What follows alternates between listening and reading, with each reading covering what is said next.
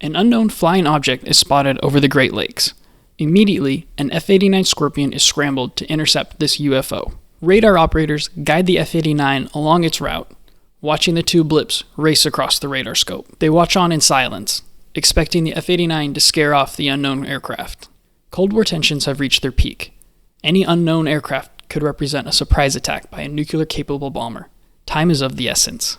But to radar operators' horror, the scene plays out entirely different. Instead of watching a successful intercept, the two radar blips merge into one and continue flying together. Eventually, the F-89 disappears, and the original UFO continues on its flight path. Something is wrong. This is the story of the disappearance of Felix Moncla. It's November 1953. Despite the end of the Korean War just 5 months prior, Cold War tensions are still at an all-time high. Every identified aircraft could be a nuclear bomber, ready to turn the Cold War red hot. And an unidentified aircraft approaching the United States from the north poses the biggest risk of all. Strictly geographically, the shortest path between the Soviet Union and the United States is the Bering Strait, where the Chukchi Peninsula of the Soviet Union and the Seward Peninsula of Alaska are a mere 37 miles apart, well within range of nuclear bombers on either side. However, Seward, Alaska isn't really much of a tactical target for nuclear-capable bombers. So the biggest risk was the Soviet Union sending bombers over the North Pole to strike the continental United States. This was within range of the highly original and definitely not just a B-29 Tupolev Tu-4 on a one-way mission, or more worrisome, the fearsome Tu-95, which had made its maiden flight the year prior and represented a bomber capable of striking deep into the heart of the United States, far further than the Tu-4 could. And what radar operators had just detected was an unknown aircraft in that exact airspace. Due to this growing threat, U.S. Air Defense Command was on high alert, particularly along the northern border, and defenses were being quickly built up. As part of this buildup, Kinross Auxiliary Airfield, which had been used as a refueling station for aircraft headed to Alaska during World War II, was reactivated and transferred under Air Force Command in 1952. It was to be used as a fighter interceptor base, where Lockheed-built F-95 Starfires and Northrop-built F-89 Scorpions sat on high alert, ready to intercept any aircraft before they reached the United States. Given high tensions and the focus on threats from the north, when U.S. Air Defense Command radar operators detected an unknown object above Lake Superior near the Sioux Locks, it triggered an immediate response from Kinross Air Force Base. The Sioux Locks represent the only shipping lane from Lake Superior to the Great Lakes, and an attack on these locks could be detrimental to shipping in the area. Any apparent threat had to be dealt with swiftly. In less than 2 minutes, First Lieutenant Felix Moncla Jr. and Second Lieutenant Robert Wilson jumped into their Northrop F-89 Scorpion and set off to intercept this unidentified aircraft. The night was stormy with broken cloud cover. Wilson struggled to track the unidentified object on the F-89's radar, likely a combination of the poor weather and the apparent erratic flight path of the unknown object.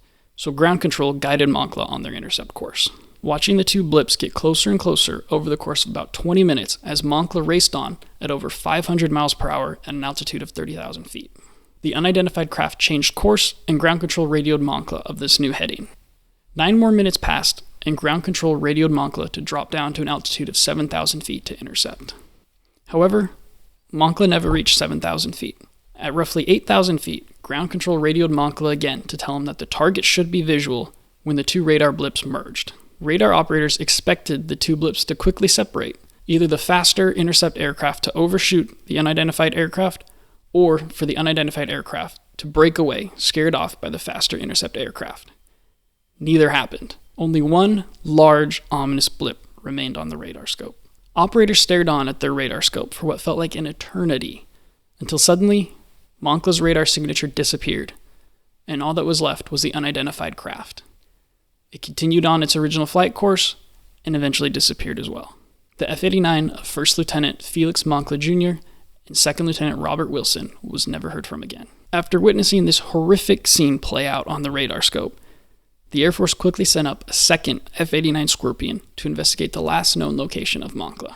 Given how long of an intercept flight Moncla had flown, it took this second Scorpion roughly 40 minutes to get to the last known location of Moncla, where both the pilot and radar operator reported hearing about a 5-second message that sounded like Moncla, but was completely unintelligible. This apparent message spurred hope in the second crew, and they made continuous efforts to contact Moncla, but to no avail. The second aircraft continued to search the area until fuel forced it to turn back.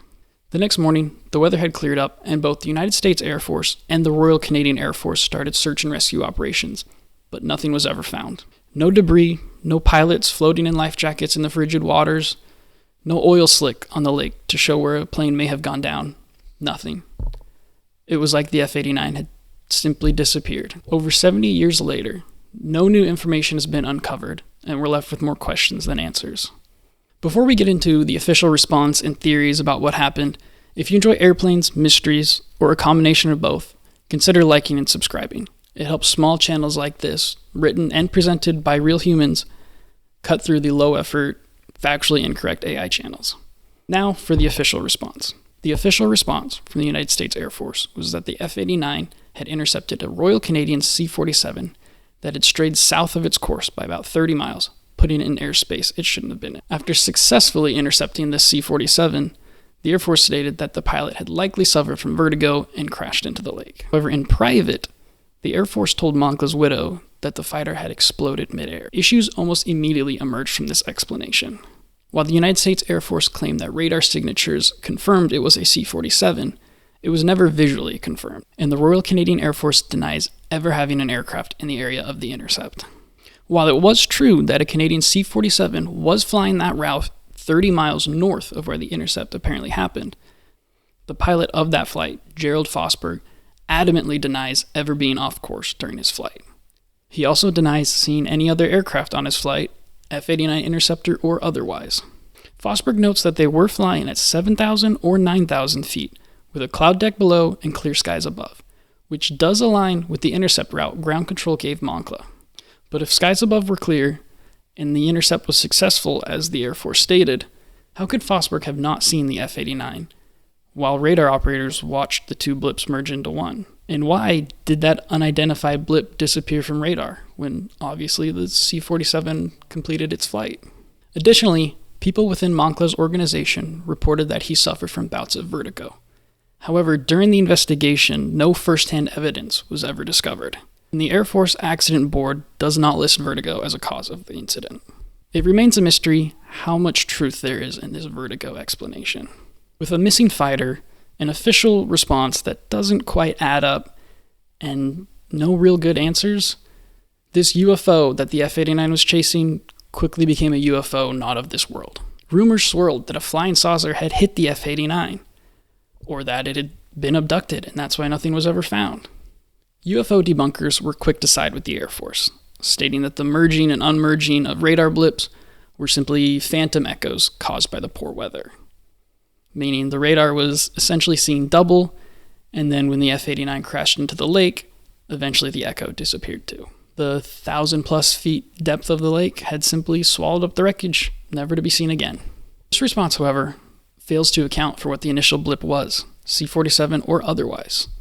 If the merging and unmerging of radar blips were simply phantom echoes on the radar, what was the F-89 sent out there to intercept in the first place? Decades later, new claims would attempt to solve this case. In 2006, a company by the name of Great Lakes Diving Company claimed to have found the wreckage of the F-89 at the bottom of Lake Superior. The company provided sonar images of a surprisingly intact F-89 sitting at the bottom of Lake Superior. They later claimed to have found a teardrop-shaped UFO on the lake bed next to the F-89. However, as more details emerged, this story fell apart rapidly. The owner of the Great Lakes Diving Company claimed to have obtained these images with a fish-finding radar, which would not have been effective at the depths that this aircraft was supposedly at. No other diving company on the Great Lakes had ever heard of this company either. And about 3 weeks later, the company, the owner, the website, the images, it all disappeared. This story is largely treated as a hoax, but it does add to the legend of Moncla's disappearance. Today, a memorial plaque in Felix Moncla Jr.'s hometown reads, "Felix disappeared intercepting a UFO near the Canadian border while piloting an F-89 jet plane." Officially, the F-89 is said to have crashed into Lake Superior after successfully intercepting a stray Canadian C-47, flown by a pilot who unofficially suffered from vertigo. The Royal Canadian Air Force, however, denies ever having an aircraft in the area. So what do you think of the official report? If the merged blips were really just phantom echoes, then what was Moncla chasing that day? Let me know in the comments below.